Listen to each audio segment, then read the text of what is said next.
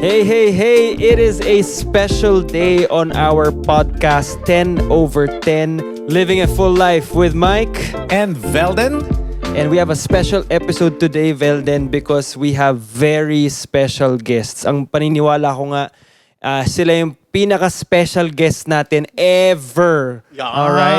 Kahit si Dapat Pope lang, ang no? dumating at magpa-interview sa atin, wala pa rin tatalo sa dalawang to. Buti naman. Oo. Correct. And here, today, we have a special guests, our wives. Vea, Hello, good morning. Hello. Ay, good morning. Good afternoon, good Kahit evening. ano. Bea and Moriel, Moriel, yeah. my wife. Yan. Wife for ilang years? 11. tayo 10. 11. Yeah, 10 this year. Tama. 10. So disclaimer na kagad, isipin nyo, anong alam ng mga to sa marriage or sa relationship, 10, 11 years pa lang kinasal. So we're gonna speak out of our own experience, out of our own struggles as couples married for at least just this amount of time.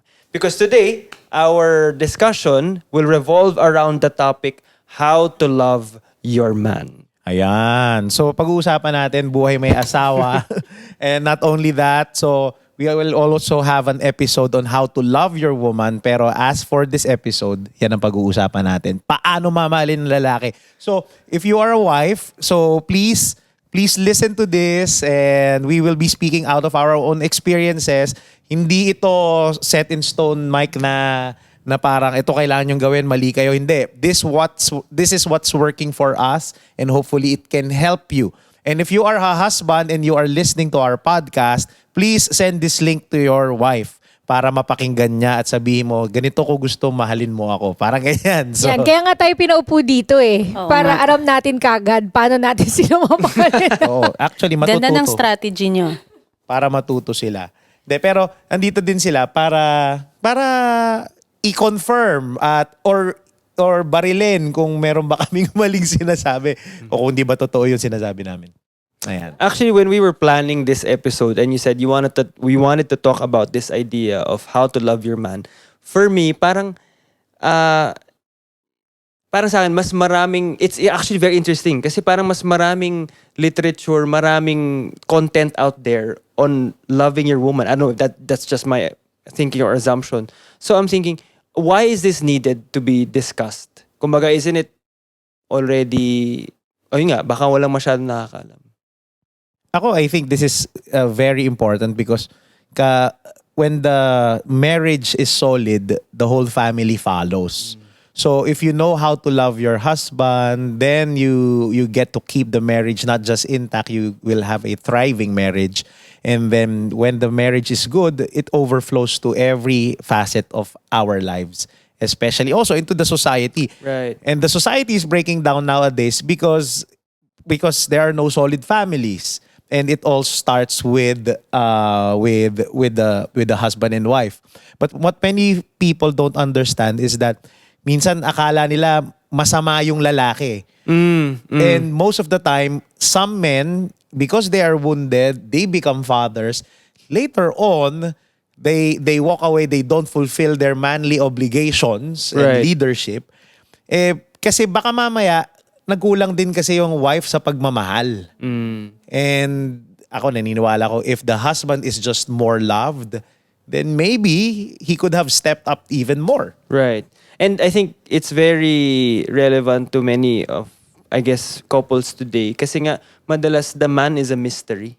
Kumbaga, hindi mo mabasa minsan. Kasi nga, they're armored up, closed up. So you don't necessarily know paano ko nga ba to talaga mamahalin in a way that they will truly receive it well. So yeah, magandang pag-usapan nga to. Yes. Tsaka, sige, may sasabihin ka? Gusto ko lang marinig yung sasabihin mo. Tsaka, usually kasi ang lalaki hindi siya masyadong masalita, hindi madaldal. Yun nga, yung Talaga isang ba? mold. Except sa inyong dalawa. Except sa Hindi, amin joke. dalawa. Hindi. Oo, so we're different kind of species. Speaking of promises, of dreams, I'd like to invite you to my Holy Land pilgrimage this coming April 19 to 30 entitled Renewed in the Land of Promise. I will be there. Father Joel Hasson will be there. And we will have a 12-day Holy Land pilgrimage walking where Jesus walked, getting to experience and renewing our faith once again. Alam nyo, when I went to the Holy Land many, many years ago, there's something in me that was so touched that it led me to dream once again, that I wanted to follow Jesus. So let your faith, let the promises of God come alive in the place where God's promises came alive 2,000 years ago when Jesus, the promised Savior, came to the promised land. So I hope to see you there. For more information, click the link below or visit PAPH Travel and Tours so that we can assist you. God bless you.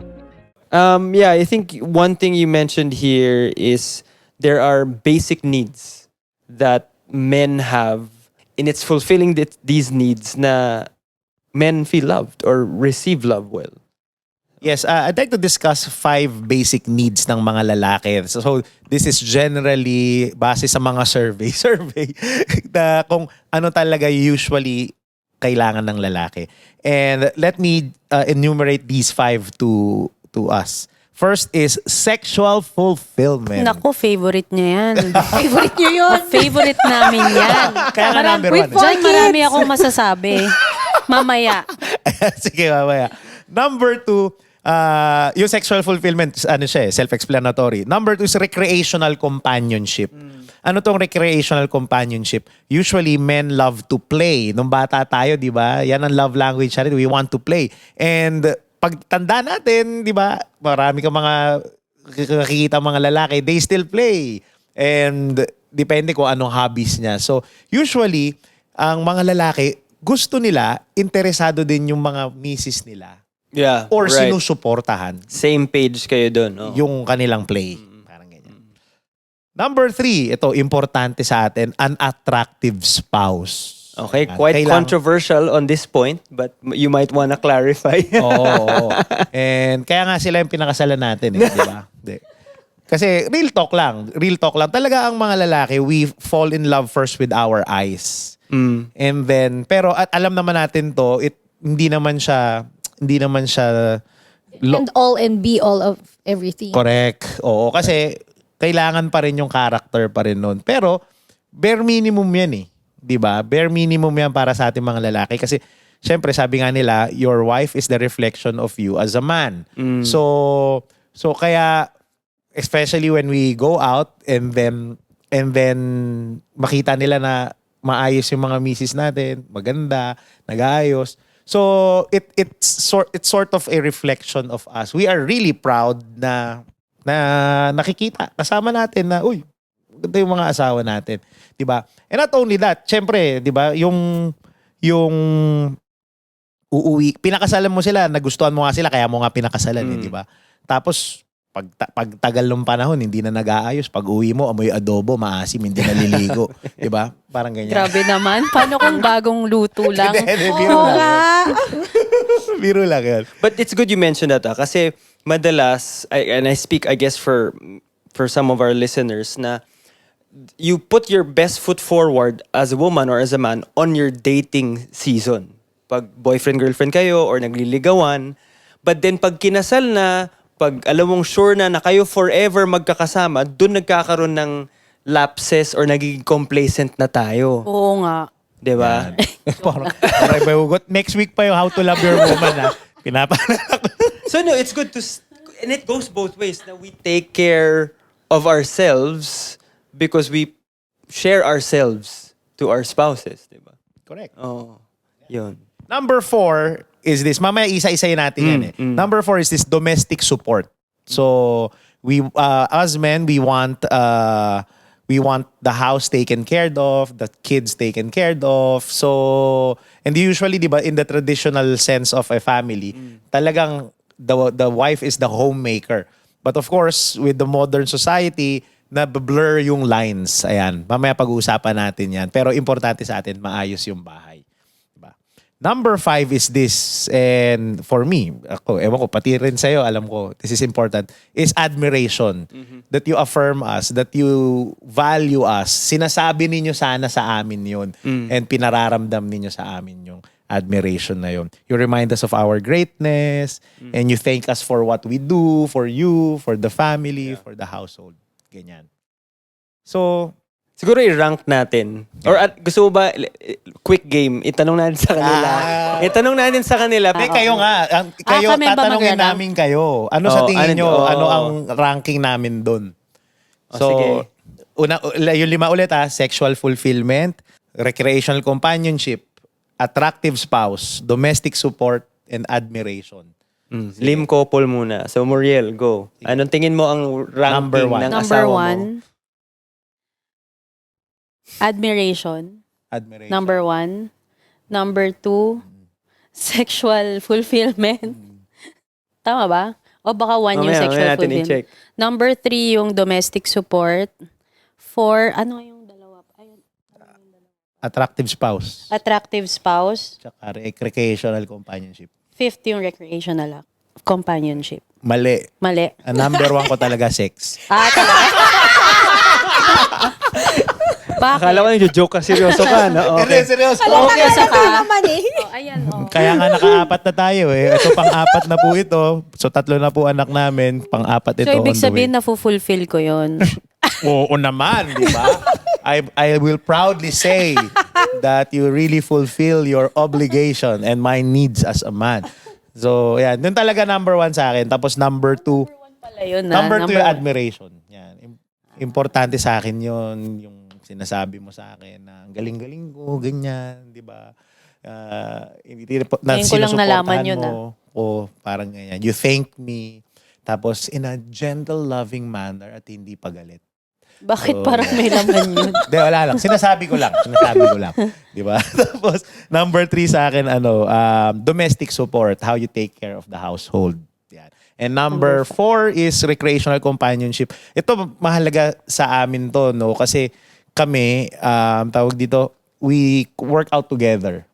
So, feeling ko it helped our marriage kasi, ayun, nagko-crossfit kami. Bonding namin yun. Banding na rin namin nun. Tapos interesting, ako mahilig ako sa basketball. Pag naglalaro ako, nanonood din siya. Paminsan-minsan. And hindi lang yun. Mahilig ako sa basketball. Mas marami pa akong alam sa'yo. Mas marami pa siyang alam sa akin sa NBA. Fair. Mas marami akong time eh. Mas updated. Kasi siya yung nanonood ng NBA League Pass ko. Sulit naman, di ba? Yung Sulit. 4-5 a Yan. year. Parang ganun. And last sa akin is yung attractive spouse. Kasi given na yun Talaga? eh. Given na yun eh sa akin. Para sa akin. Yun. Maganda ka na love eh. Yun. Maging Thank sino you. ka man. O kayo naman. Oh, game. Kami, feeling ko number 1, recreational support. Admiration. Interesting to Ay, recreational companionship. Admiration. Tapos, ano pa yung iba? Domestic support. Tapos attractive spouse. Tapos sexual fulfillment. Bakit naman Last? last yun? Kaya isa lang anak namin eh. Okay. Sige, tingnan I can't natin. Dapat i-number 1 nyo yun this Dapat Oo balik nga na eh. rin yun this year. So, ako, ang nilagay kong number 1, or ang first ko is admiration. Actually, hindi ako sure sa one Admiration. or two. And I define that, and you've done this so well with me, is yung believe ka sa akin. You believe in me, you put your trust in me, and you know that I can be more than what I think I could be. So that's the first thing for me. The next ranking for me, I didn't know where to put this. It's more emotional and spiritual support. So in-expand ko na lang yung idea of domestic support. So yun yung next ko. Emotional and spiritual support, meaning malaking bagay sa akin is we have a spiritual life together. We hold each other up. We raise each other up when we're down. We're allowed to be vulnerable to one another and talagang hubaran in a sense, literally and figuratively. Last nga, hindi, where joke we lang. where we really get to be honest with one another. Yan, yung mga ating heart-to-heart conversations yan. Talagang I think I feel so loved when we have that. Next would be yung recreational companionship. Also expanding the idea na, tama si Velden when he was saying this before we started recording, na malaking common ground natin is ministry. So it's not just play but also work and service to the Lord. In fact, that's one of the things that probably attracted me to you when nagsisimula tayo, because sobrang in love ka kay Lord, at pagdating sa service, talagang mas ano ka pa, patay na patay sa service kesa sa akin. Mas give all ka pa nga. Tsaka yan yung passion mo talaga ministry ever Oo. since you were young. Kaya nga feeling ko yun yung one eh. Yung, pwede, pero Anyway, sige. naalala ko rin nung single tayo, as in, yung pagfo-flirt mo sa akin is yung sa worship Exactly. song, sa Bible scripture, Doon kita nahuli. ganyan. Mga ganyan. Tapos, ang last ko na nakatay is, well, sexual fulfillment and attractive spouse. Not to say that you're not attractive, but I guess, mas receptive to the love of the other ways than the physical. But yes, we admit na kailangan namin mag-grow to what you guys have in terms of intimacy. So yan. Alright. Ang feeling ko lang kasi last natin attractive spouse kasi nga given na 'di ba? So yan na 'yon. Tsaka to be fair, nag-aayos naman sila tsaka naliligo. Hindi naman kami amoy adobo. Hindi naman may adobo. Kung ma-plus points ka, mukhang may bala ka. So isa-isahin lang natin Mm. kung ano sa tingin nyo ang based sa marriage natin kung paano nyo nasa-serve yung need na yon. Yeah, okay, go. And what is working for us. Yeah, I guess we can tie in to this discussion na rin, yung love languages. Kumbaga, knowing our love languages, how does that, with the basic needs? Ako naniniwala ko yung 5 basic needs na yan, importante yan sa lalaki. And the best expression of that is through our love language. languages. So, Okay. kailangan Right. alamin nung spouse natin kung ano yung love language. Tapos, i-fit niya yung need. So, for example, yung, halimbawa lang, sexual fulfillment. Bakit diba? halimbawa pa? Kasi, Favorite niya yun hindi atin to. Hindi tatin. Nakwento lang. Example lang, example. Example lang. So, halimbawa, ako ang love language ko is, words of affirmation. So, kung sexual fulfillment yon, make sure na merong words of affirmation component during sex, after sex. No, yeah. Parang ganun, di ba? Before sex. During, di ba? Pagka niyaya ka, grabe yun. Yeah. Iba yung dating. Yeah. Kasi love language ko yun. Right. Pero kung physical touch ka, edi, himas-himasin mo ng konti siguro. Parang ganyan, nagigets nyo ako. Right, Parang- yes. So siguro, let's define it first. Ano, Muriel, ang love language ni Velde? Sabi niya, siya affirmation, di ba? Words. Words. Talaga ako number 1. Pero, ang weird, kasi ako naman, yun yung least na giving ko. So, Oh, that's paano ko interesting. siya nabibigay sa kanya? Feeling ko, nakakahiya Paano, makukwento ko ba dito? Anyway, yung sexual fulfillment, feeling ko kasi, doon ako most vulnerable. Mhm. So, pag most vulnerable ako, feeling ko doon ako nakakapag-express verbally. Oh, amazing. So, hindi ko alam pero hindi ko alam kung napapansin mo, parang mas Softer ka. tsaka That mas makes a lot of nagsasalita ako. Right. Even during the act. O, di ba namumula ako, pero No, but this is totoo, good. totoo yun. Yeah. This is good. Kasi hindi talaga I'm not very good with words. Sobrang awkward ko. So, dun pa lang, may disconnect na kasi affirmation yung niya Right. So, paano ko yun nabibigay sa kanya? Siguro dahil I enjoy sex very much. I enjoy it with him. So, dun lumalabas.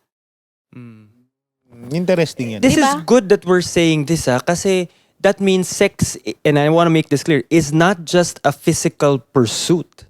That it becomes after it, or even before, during, it becomes greater, it fosters greater connection, greater openness and vulnerability and empathy, and all of that emotional support by that act. Kasi may mga ibang couples parang lalo na, I don't know, baka isipin nila, ay, malibog ka lang, ganyan-ganyan or something. And it's just transactional or you're just fulfilling a need. When in fact, it really brings together the couple to deeper or greater love for one another. In my case talaga yun. Na-enjoy ko siya. So, dahil na-enjoy ko siya, mas vulnerable ako during the act. Yes! So, doon natin kailangan ng bell, no? So, mas nagiging vulnerable ako, mas nagiging expressive ako through words. Hindi ko alam kung napapansin mo. Actually, dahil nga sinabi mo ngayon, it makes me now think na baka kaya naging number 1 ko yung sexual fulfillment. Kasi doon Right, ka mas oo. bukas. Right. No, makes Kasi sense. words of affirmation ako eh. Tama. Ngayon ko lang nalaman yun after 11 years of marriage. Thank you to 10 Oh, over diba? 10 podcast. Buti ginawa natin to. What a revelation.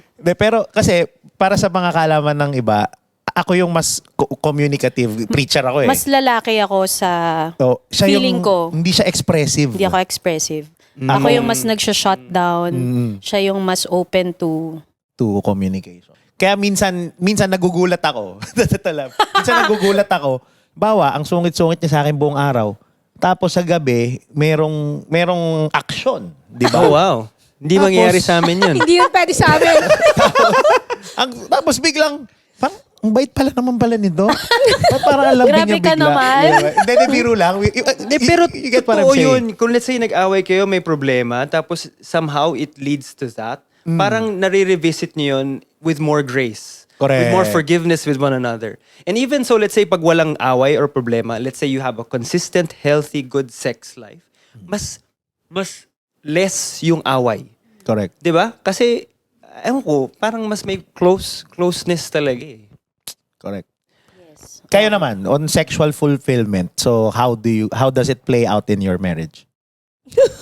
Number 5 nga sa akin, di ba? Parang kala ko number 5 sa kanya.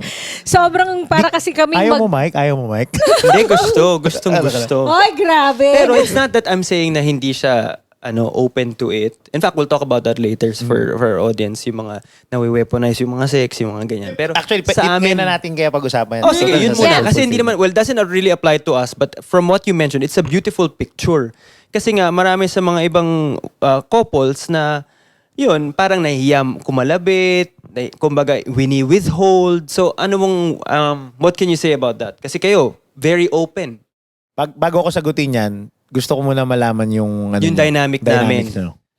Kami, sa sobrang taas ng recreational companionship namin, which is work and ministry, Tapos sobrang yung para kaming emotional mag-best friend. intimacy namin, sobrang kaming, yun, exactly. Tapos siya rin kasi, kaya nung in-enumerate niya yung basic needs niya, no, parang meron siyang biglang extra na emotional support. Na parang pwede na talagang pumasok yun sa admiration eh. Pero iba pa yun sa kanya kasi parang kayo, rin kami, ako rin yung mas lalaki. Siya yung mas in touch sa emotional side niya and all. So, yung physical intimacy department, napag-iiwanan siya kasi sobrang connected kami in words, in serving together, working together, making things work. Intellectually, Sobrang yung teamwork namin na parang nagiging teamwork, ano ba? Parang foreplay na namin yun actually. Kumbaga parang nagiging team talaga kami na nakakalimutan namin mag-asawa kami.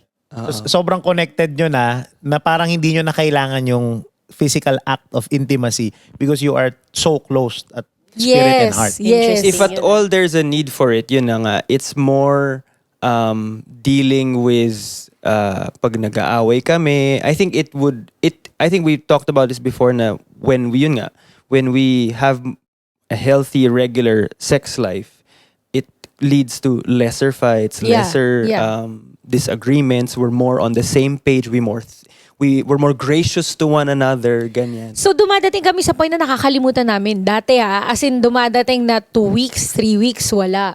Grabe, kamamatay ko. Hanggang sa we decided na unti-unti parang i-slot in natin yan. Dapat every Yeah. Monday, pag date day natin, before we end the night or before we start the day, dapat meron.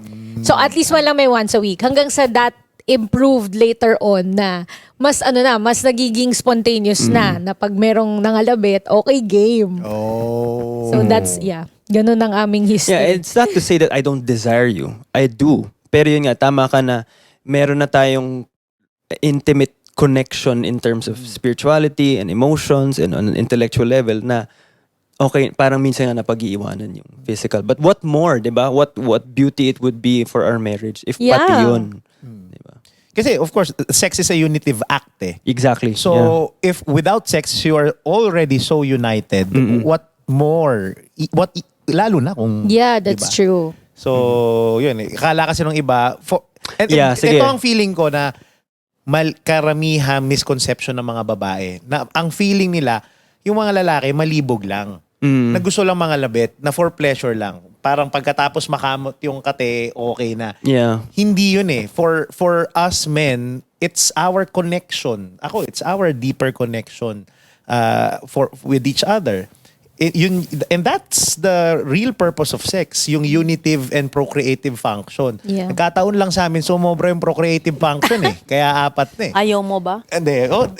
Gusto ko naman, di ba? Pero yun nga. So, unitive talaga siya. So, and here's what I find weird with a lot of women nowadays is that some women, they weaponize sex. Yeah. They use it as a reward or as a punishment, they withhold it. Yeah. So parang, you're not a good boy. O sige, wala kang wala. I-withhold yung sex. Wala tayong sex. O kaya, okay, kumita ka na kami pera. No May money, reward. no honey. Yung mga ganyan, di ba? Yeah. Grabe, dahil mabait ka ngayon, meron kang reward. Para sa akin, yun eh. Bakit? Anong tingin mo sa asawa mo? Aso? Yun ang isip ko. Na kailangan mong i-reward, na kailangan mong i-punish, tao yan eh. And may need yan. So, and actually in scriptures, tawag dito, it says there that once you are married, your body is not yours alone. Right. Yeah. It's magmamay-ari na yun ng asawa mo. Both ways, di ba? Yeah. And that's why sometimes yung my body, my rules, it ruins the marriage. And parang ganito yan eh. Kami may usapan kami na meron kaming sex na, for example na meron kaming sex na parehas namin gusto. Pwede Pero rin sex na ako lang. na siya lang ang may gusto, hindi ko Yeah. type, pero very rare mangyari yun kasi I'm always on. Wow. Parang ganyan. Pero, Wow. meron time na ako lang ang may gusto, siya lang ang may gusto. And when we do it, she does not feel used. Yeah. Ganun nga ba? Yes. Oo, tama. Oh, mali ako, Right. baka inassume ko lang. Tama. It's good to clarify that kasi baka may mga iba na feeling nila. Yeah, because some women, ang feeling nila, pag kunwari, minsan pagod na pagod sila sa bahay, no? Sila yung nag-ayos ng lahat, stay at home mom and all. Tapos sa gabi, mga ngalabit si mister. Parang ang feeling nila, pagod na nga sila, tas kailangan ko pang i-fulfill yun. Minsan, nakikita ko lang to naman sa mga mom groups. Nagpo-post sila na ang feeling nila, parang nagtatanong sila, is it considered rape? Kasi pagod na nga ako, pero binibigay ko tong sa asawa ko, pero wala yung puso ko doon. But if you think about it, because again, hindi nga yun katawan mo lang. You have become one. And your husband has a need. So kung isipin mo, may physical need siya. Sino pa ang pwedeng mag-fulfill niyan kundi ikaw Sino lang? dapat? Oo. Sino dapat? Correct. Ikaw lang. Yung asawa lang. Sino pa nga bang pwede, di ba? And siguro, kunyari wala ako sa mood. Feeling ko ang automatic ng utak ko is, kahit hindi ko feel gawin yon at the moment, pa rin, feeling ko, mas mapapa-feel ko sa'yo na mahal kita dahil despite being tired and sa kung ano man yung ginawa ko, pinagbigyan kita, ginawa ko yun with you. So, kumbaga nagawa ko pa rin yung Ibig sabihin, Role mahal mo. mo ako. yung goal ko Oo. na mahalin kita. Kasi Yeah. ginawa ko yun despite Yeah. Kumbaga, you made a decision out of love because you know Right. that I am doing this because I love my husband. Kahit Yes. pagod ako, kahit ayaw kahit ko. hindi ko gustong gawin. And this is not to Amen. to gaslight those moms na yun nga For na me feeling lang yun, nila no? pagod sila. Ako rin meron rin kaming ganung rule na bawal tumanggi. So minsan meron kaming na I'm a starfish. Okay, make me a starfish. I am Patrick Star. In the name of the Father, Son, bless us, O Lord, and this thy gives. Pag pagod talaga ako, tapos nakalabit siya, sabi ko, okay, I'll be your starfish. Alam na niya yun na it's really more for him than it is for me or it's Yes. for both of us. Yung Tama, katulad ng tama. sinasabi But even then, I would ask you, are you sure? yeah. Because I don't want this just to be about me. While I know that definitely sex, let's redefine it nga, it's not a selfish act, it's a really selfless act of service that you give to your spouse. So, let's put it at that. Pero minsan nga, I still ask you, okay lang ba? Sure ka? And the beauty of it, actually, most of the time, you would say, okay, starfish, Pero pag nandun na tayo, I end up liking it also. ay sige, sandali lang. O hindi pa pala muna ako kasi ikaw na. Di, Oh, okay, yeah, masaya ako yes. kasi naibigay ko rin sa'yo yung what you thought you did not need. Yes. Yeah. Tsaka ano yan para sa akin, yung need namin yung sex. Kayo need nyo halimbawa ng tulong sa bahay, sa bata. May mga pagkakataon din na ayokong gumising sa madaling araw at magtimpla ng gatas ng anak ko. Pero hindi ko sinasabi, my body, my rules. Hindi ako gigising. Right, no, yeah. Gigising Dahil ako sa dyan. madaling araw. Dahil dyan. Hindi dahil sa my body, this is my body, I will gonna do what I want with my body, kundi dahil mahal kita. And that's a need. Nagkataon lang na iba lang yung expressions.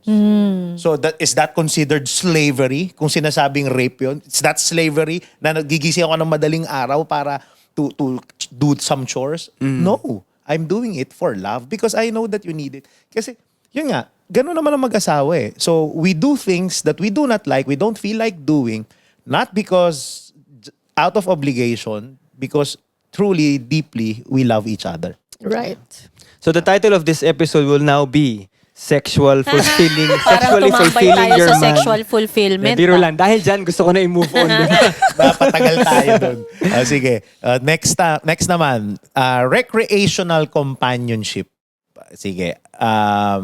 Let's talk about that. How does it play out in Kayo, our marriage? CrossFit, di ba? Working out together. Oh, yun, CrossFit, 'di ba? Yun yung isa sa mga bagay na talagang ginagawa natin together.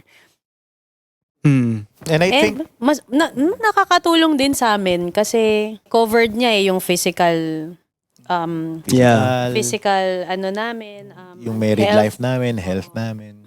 So it's one habit that we really keep. Tapos yun nga, pagka doon kasi parang may common goal eh. So parang everyday nakakapag-date na kami. Just kahit 1 hour lang yun. Tapos malaking Sabay bagay na sa umaga siya. Kasi parang meron ka na agad Big na-accomplish. win in the sa- morning. Oo, Yeah. yung paggising pa lang sa umaga, 'di ba? Parang ang hirap na. Pero dahil nagawa namin yun together, parang very fulfilling yun after. Not only that, yung halimbawa, basketball nga, she supports me. Yung iba kasi mga feeling ko, mag-asawa, halimbawa, hindi nila trip yung hobby ng asawa nila. Okay lang naman, hindi mo naman kailangan maging trip talaga yung hobby namin. Kung mahilig ako mag-basketball, ayaw niyo mag-basketball, okay lang din naman. Hayaan Pero mo lang. wag mo naman pigilan. Hayaan mo lang. Diba? Naniniwala naman ako yung mga lalaking responsable talaga, alam nila dapat yung limit nila. Right. Na hindi kakain dapat sa oras ng pamilya, etc. Like once a week lang, no? Ganon. Pwede naman Hindi twice pwedeng a week. 3 liga, 4 na yun. Dapat na liga. Binawasan na nga eh. Okay. Kayo naman. I think this ties in itong recreational companionship to my love language. Number Sige. 1 nyo yan eh. Your love language is words of affirmation. Words of affirmation and service.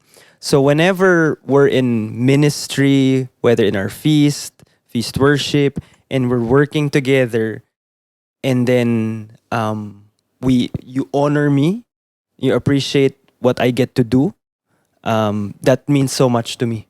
Yeah. I think ang magandang picture dyan is pagkatapos natin mag-talk, di ba?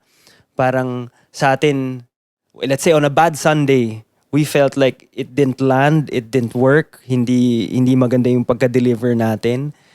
And yet, at the end of the day, I think the person who we would seek the affirmation or validation is from our wives. Sila yung pinaka, dun. And there were countless of Sundays for me where I think I didn't do well. But to you, in all honesty, and you were not just parang, hindi mo lang ako binobola to make me feel good. But you honestly said na, that was great. Get out of your own head. You did great. God used you. So in moments like that, talagang I feel loved and I felt like I was not alone in that moment. In service, I think just you having you in our team serving our feast is already perhaps also serving me because it's the same mission and goal that we have. Ito yung gusto natin pareho to really build the kingdom of God here on this earth. So, malaking bagay sa akin na yun nga, same tayo ng passion. Although parang minsan nagiging siya both blessing and a burden. Well, yeah. Kasi yun yung biggest common ground. I think yung recreational companionship, it creates a common ground for the couple para other than the obligations that you have, other than managing the house, providing for the family and all, pag meron kayong ganun, meron kayong isang mundo na ginagalawan na pareho nyong nai-enjoy, pareho nyong gustong ginagawa. Ang problema lang sa amin, dahil pareho kaming nasa ministry nga, at council niya ako, meaning I'm part of his top leaders, para to sa mga, pwede niyo siyang i-compare to those husband and wives who work together. Same business. Tapos same business, pareho silang same office. top management position, ganyan. So minsan mahirap kasi parang, ano ba to, nag-aaway ba tayo nagtatalo ba tayo as co-servant o co-leaders o nag-aaway tayo as mag-asawa? Parang nabublur So, yung kailangan lines. iklaro. Kasi minsan meron siyang insight na very ministry naman. Siyempre builder siya eh. So siya yung pinaka top leader nung organization. Tapos leader niya ako, may sinabi ako. Pag may sinabi akong valuable insight, minsan ang feeling niya na disrespect ko siya by saying something like that in front of the other leaders.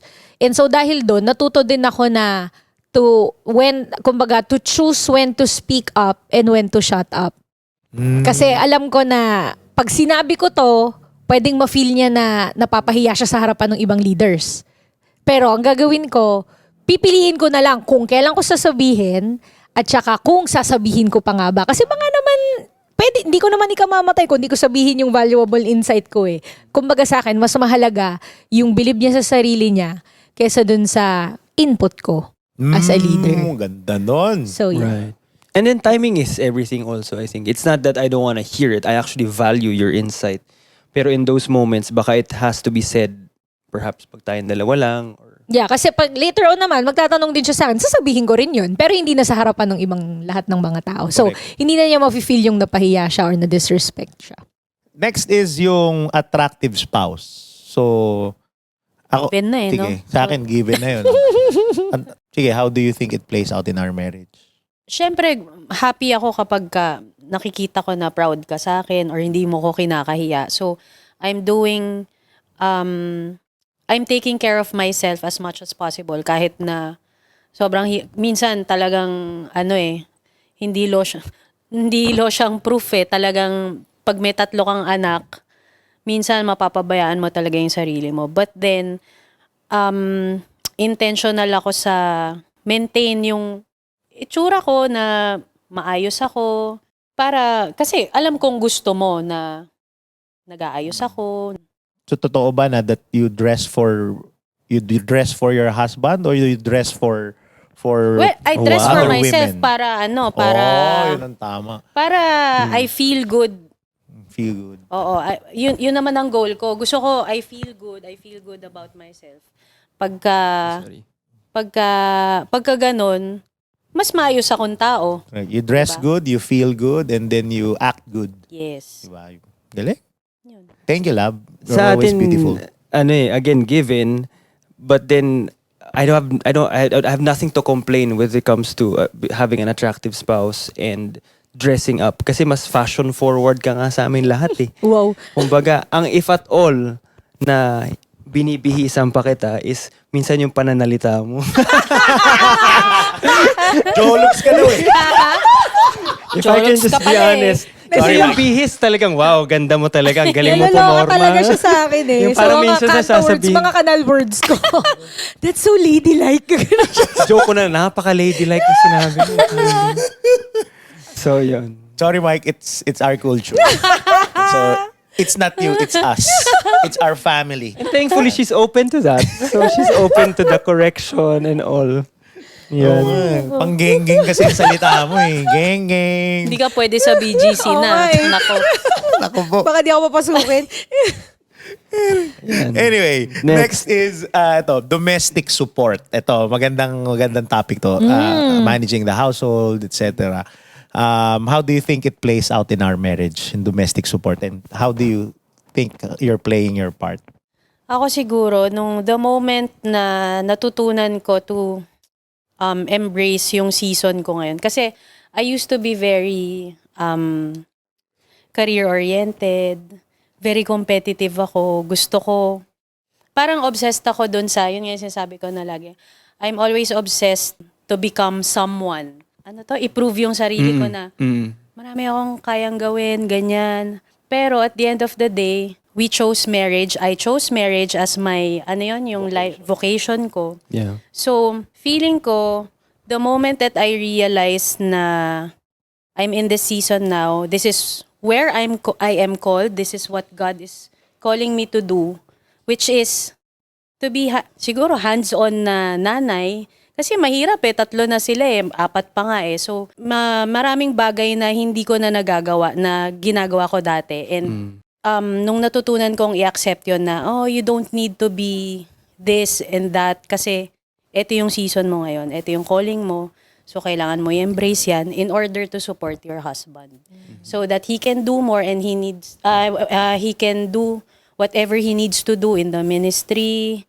Na yun na yung least na iisipin niya, which is yung bahay, mga anak namin and all. So, feeling ko doon ko siya, parang natuto ako mag-step back kasi feeling ko doon, yun yung kailangan niya. Wow. So, yun.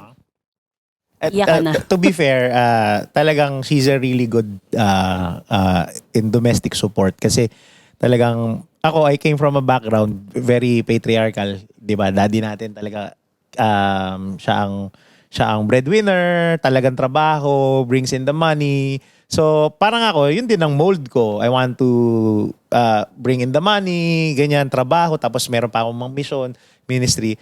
So, tama siya. It's the least that I think about yung bahay. And, of course, minsan yan yung nagiging cost ng away din namin nun di ba? Kasi she expects me to be more hands-on, tapos mas involved sa household chores, ganyan. Pero, gets na niya, nung na-gets niya na hindi yun ang primary role ko as of this moment. Kasi kung walang kikita ng pera, paano rin magra-run yung household namin? Doon kami mas naging okay. And then, sa akin, it's a big deal na I come home with a hot meal. Tapos mabango yung mga anak ko na yumakap sa akin, hindi amoy pawis. Ang sarap nun no? Parang nakakatanggal siya ng pagod for pagka trabaho ko, lumabas ako. Very good ka dun, Lab. Thank you, Lab. Very good. I feel loved. Okay, go muna. Kami, I think, mas unique yung situation. Hindi naman unique. Kumbaga, I think some couples can also relate here. Kasi Yeah. hindi ako ganun ka-domesticated. While my mom is very, very domesticated, galing magluto and all, hindi ako yun. Although, nung earlier times nung marriage natin, I do cook at home. Yep. Pero tumigil yun nung nagkaroon ng baby, nagkaroon kami ng helper. So parang yung home management niya, hindi na ako yung hands-on. Tapos pareho kaming kumikilo sa bahay.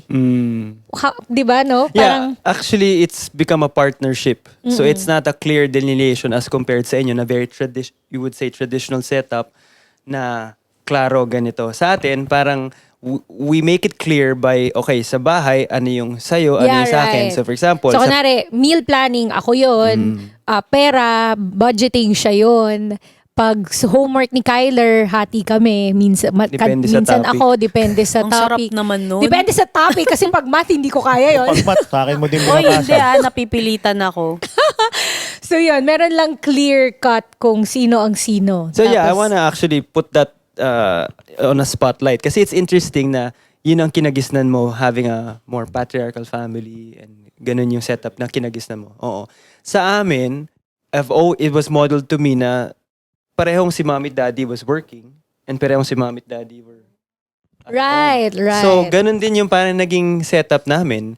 And there's no right or wrong in this. Kumbaga, I think what's clear is that it's always a partnership or a co-parenting, a co-working, a co-house management.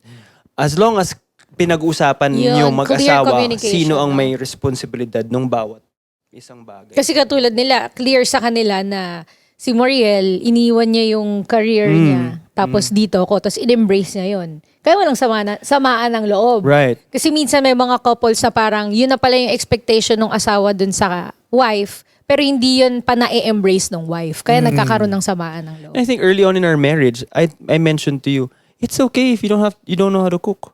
I would rather have you work with me than just have you do the house thing. Remember? Kasi hindi ako magaling magluto. Hindi, kasi nga, hindi ka matutuwa sa luto Hindi niya. ka Yun ang sabihin mo, matutuwa. yun ang totoo. Puro Hindi mga naman. TikTok lang. Hindi totoo yun. Puro mga nakita sa TikTok. Grabe. Pero interesting yung sinasabi mo kasi magkakaiba ang mold ng pamilya at mag-asawa. And in a family, in a marriage, there are roles to be fulfilled. Right. And dapat, dahil nga partner kayo, klaro sa inyo paano nyo i-fulfill yung roles na yun. And it should not be an issue who earns more, who does what, who does this. Yeah. Because at the end of the day, things need to be done. Yeah. And we need to support each other on how things should be done and can be done. And of course, there will be sacrifices, there will be compromises. Pero dapat yan na pag-uusapan. Tapos dapat klaro sa atin kung paano natin i-deal yun.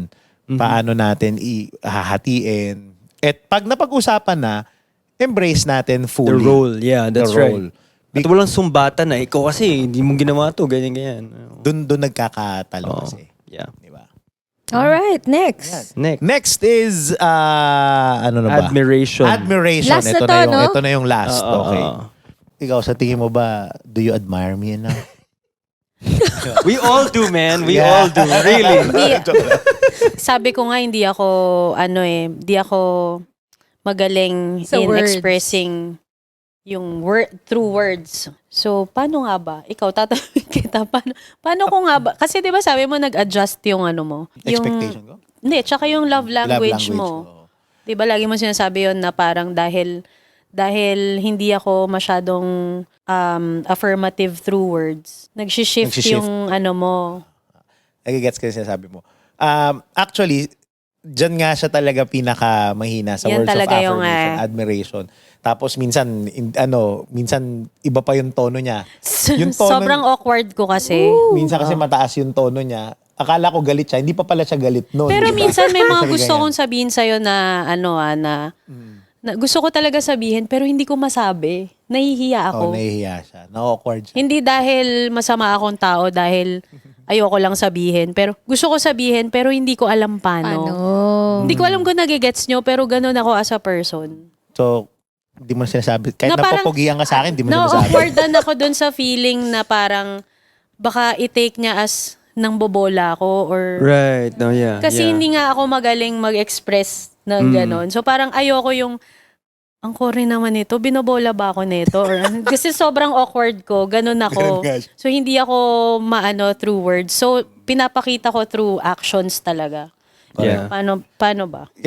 To be fair, nararamdaman ko yung admiration niya sa akin in other ways. In other ways. Like halimbawa, pag meron akong sinabi, minsan, susunod na siya nun. Tapos yung simple things, love, paano ba to? Oh, bilib na bilib ako sa kanya. Oo. Lahat ng tanong ko sa buhay, sa kanya ko tinatanong. Oo. Tapos pag hindi niya nasasagot, parang, ha? Ba't di mo alam yun? Na parang alam niya. Chat GPT ka pa Kaya para ako si ChatGPT. So, minsan, sinasabi niya sa akin, minsan nga yung mga tanong mo, ginugoogle ko na lang. Tapos akala mo, alam ko, pero totoo, ginugol ko talaga yun. So, ganun ako kabilib sa kanya. Hindi lang ako expressive through words. To be fair. Halimbawa, nagkaroon ng problema yung business, nagkakaroon kami problema sa pera. Minsan kasi, di ba, may tendency yung mga babae, feeling nila, mas magaling sila. Alam nila yung solusyon eh. Kasi meron din naman talaga kayong alam na solusyon. Hindi lang siya nakikinig. Oh, Ganun. hindi lang nakikinig, di ba?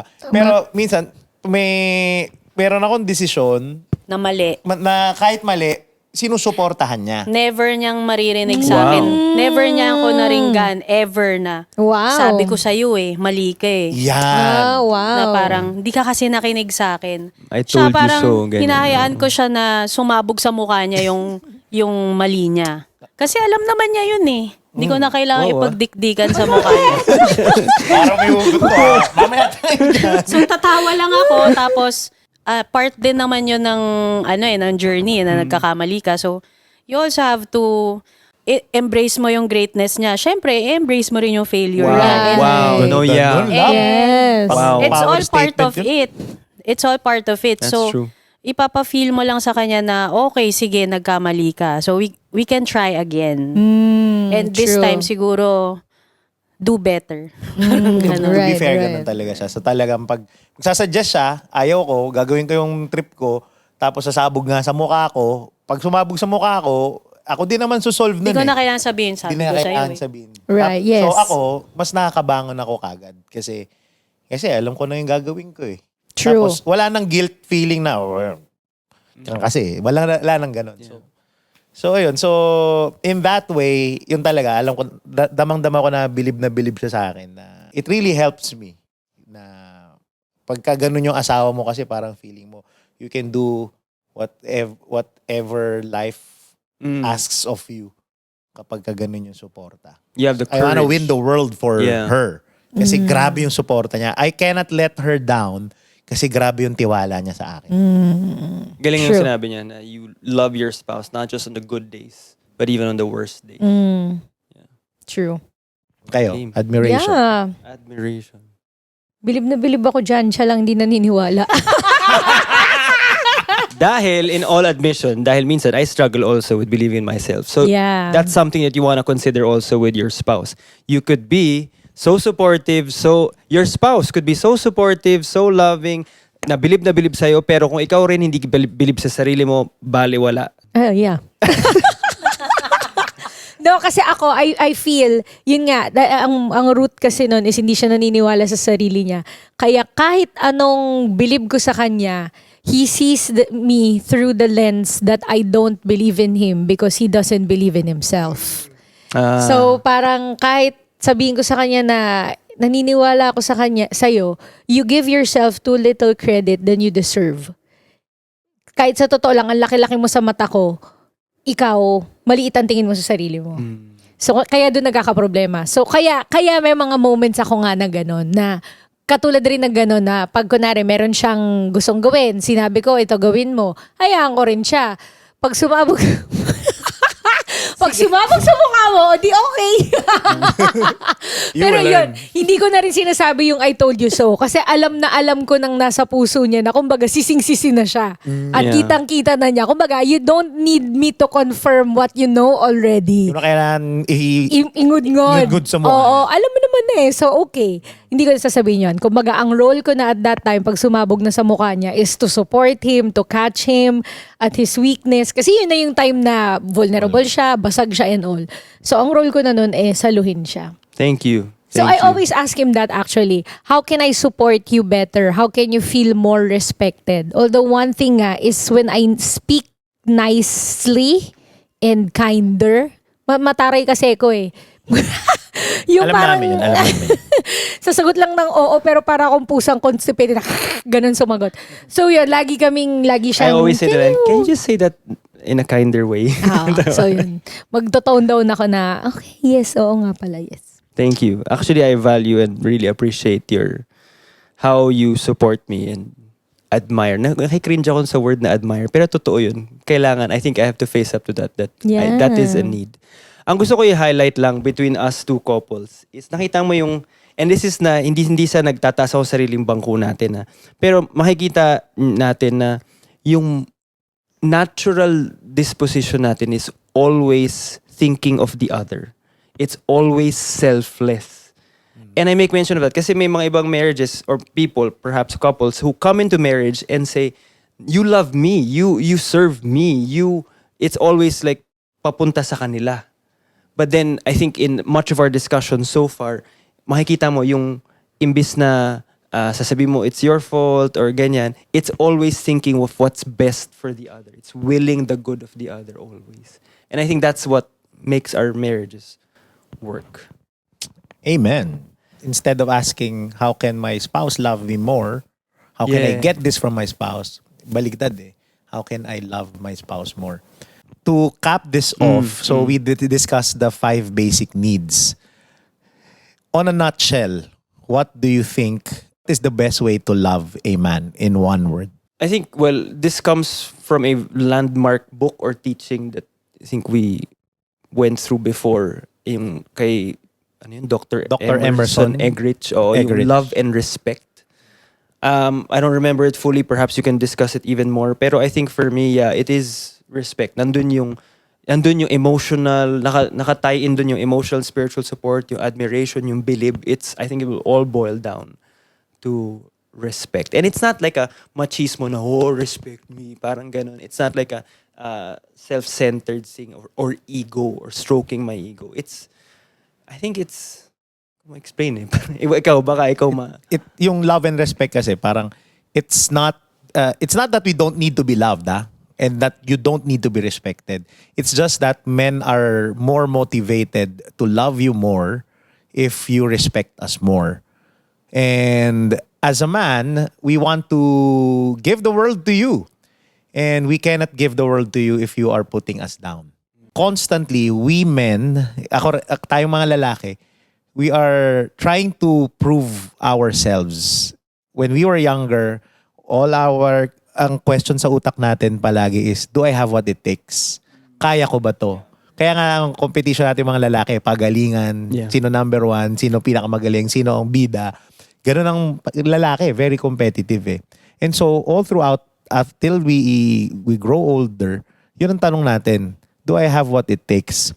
And if we are constantly doubting ourselves, and then we get married to a spouse who also constantly doubts us and belittles us, then we cannot achieve what God wants for us, the full life, our full potential as men and leaders of our home and family. So, ayun, I guess when you respect us, naturally, when you respect us, we tend to love you more. So, and when you respect us, especially when we least deserve it, then that's the game changer. You uplift us to our potential, and then we become better lovers for you. Ayun. I think in all of this discussion of how to love your man, and yes, really grounding it on love and respect, I think it will be in people's minds that famous passage of what would always be very controversial, yung wives submit to your husbands. 'Di ba? So parati yan pinag-aawayan kasi parang bakit ganun, 'di ba? But what many people forget is that whole pericope or passage, kasi ano lang verse 22 lang yan ng Ephesians 5, 'di ba? Pero pag binasa mo yung buo, it's not just the wives submitting to husbands, but also husbands submitting to wives. Kasi ang verse 21, submit to one another out of reverence for Christ. And then goes on to say in other verses, husbands, love your wives just as Christ loved the church. And Christ died for the church, di ba? So alam natin to na ultimately it's mutual submission to one another and then dying to oneself for the sake of the marriage. Kaya nga, hinighlight ko kanina talaga yun na makikita mo kaya we're at this perhaps for the long haul and by the grace of God is because we have learned to not make it about us, but really be on the giving end, on the loving end always, knowing that when we do so, it will always be returned back. Always be returned back. So it's always dying to self. I think it's a beautiful picture of a marriage when you try to do or you try to outdo one another in doing good for each other. 2 questions. And this comes from the idea na, sige, baka may ibang wives listening to this. Okay, we will respect. We will die to ourselves. We will submit. Pero paano naman ako? Anong matitira sa akin? So yun yung, let's try to address that thinking. I want to ask both of you because, Velden, we're both married to strong women. Strong women. So my question is, how do you love us, your husbands, without having to compromise your strength? Na hindi ka naman napag-iiwanan or nalulugi or walang natitira sa'yo. Without diminishing yourself. Exactly. I think it's crucial for many of our listeners to. Do you feel like you being married to us steals a lot from you? I think love is always counterintuitive in a sense that when you give it, it always comes back. So when you make a decision out of love, even if it is self-emptying, it will always fill you up in return. Wow. So katulad nun, yung pag sa mga gabing ayoko dahil pagod ako, I'm a starfish because that is a decision made out of love at ginawa ko yun dahil mahal kita. at the end of the day, kahit self-emptying siya, napunuan pa rin ako. Literally and figuratively. So, yeah. Love always comes back, has a way of filling you up. Right. Okay. Ako, siguro, ano ba, ang hirap ng tanong pero feeling ko kasi pag your success is my success. So, Oh, yeah. natutunan ko through the years na to celebrate your success, even if it means, minsan feeling ko wala akong contribution or whatever, pero Totoo yun. Hindi totoo yun nga, doon ko nga na-realize na hindi mo naman magagawa yung mga dapat mong gawin, ma-achieve yung mga kailangan mong, ma-achieve yung mga bagay na na-achieve mo, kung hindi rin naman kita sinuportahan. So, for me, parang yung success mo is also my success. So, yun yung parang, ano na lang sa akin. Ano bang word doon? Consuelo or basta masaya ako Sense na of fulfillment, masaya ako oh. na masaya na That's a successful beautiful- ka. Wow. Kasi Yeah. when you're successful, it means that our family is also Galing nun. Amen. Amazing. Because we are one. Exactly. So yung panalo mo, panalo niya talaga Yes. yun. Oo. And at the end of the day, I'd like to close this, Mike, with the verse. You wives submit their husbands, and then husbands love your wives. Nung naalala ko to, nagmisa tayo sa Taiwan noon. Yan yung homily nung pare. Sobrang gandang-ganda ako, hindi ko makalimutan. Ang sinabi niya na for women, for some people, they think the harder part is to submit. Kasi against your will Pero ang sabi nung pare, no, the harder job, not that we're competing, the harder job is actually with the man, with the husband. Because love is the harder job. Because you need to lead, you need to make a plan, you need to make a decision on how to love another human being. And you need to be creative when you are going to love. Paplanuhin mo yung buhay nila, paplanuhin mo kung anong gagawin, paplanuhin mo yung date. Ang gagawin mo na lang is magtitiwala at magsasubmit, okay, game, I trust you. But the bulk of the work is on us because we need to plan this beautiful life that we want for our family. And it will also fall on us if we fail to plan, if we fail to be creative in loving and building the life that we want for Right. our family, Yeah. then everything crumbles down. Pero mahirap din yon on the part of the wives to submit. Kasi they have to believe in our vision. They have to believe that we are doing our part, that we are creative, that we are great enough to the point na hindi natin ipapahamak yung mga asawa natin at pamilya Right. natin. Yeah. And so, thank you because you have done that to us. You believed in us, and we are assuring you that we are really thinking of, visualizing, and planning a beautiful life for you. Nung pinakasalan namin kayo, yun lang naman ang isang goal namin. Paligayahin kayo at ibigay ang mundo sa inyo. So, please trust us because we're doing our best. umiyak ka na naman tissue. Thank you to our venue for JLEC offices Sound making desk. for your visa inquiries. Go to JLEC. And for your audio or visual or light needs for your events, go to Sound Making Desk. Amen. Let's pray for them. Kung may sisingit pa. In the name of the Father, of the Son, of the Holy Spirit. Amen. Lord Father in heaven, we praise and we thank you for this wonderful conversation. Insightful. Thank you, Lord, for filling us with your spirit and speaking the words that hopefully the people need to hear. We especially lift up to you the couples who are listening and watching to this podcast. We pray, Lord, that you continuously speak to them. And may they design their lives, their conversations after this in the way that will work for their marriage. I pray, Lord, that they may continue to be dying to themselves so that they can love their spouse better.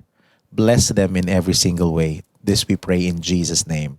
Amen. In the name of the Father, and of the Son, and of the Holy Spirit. Amen.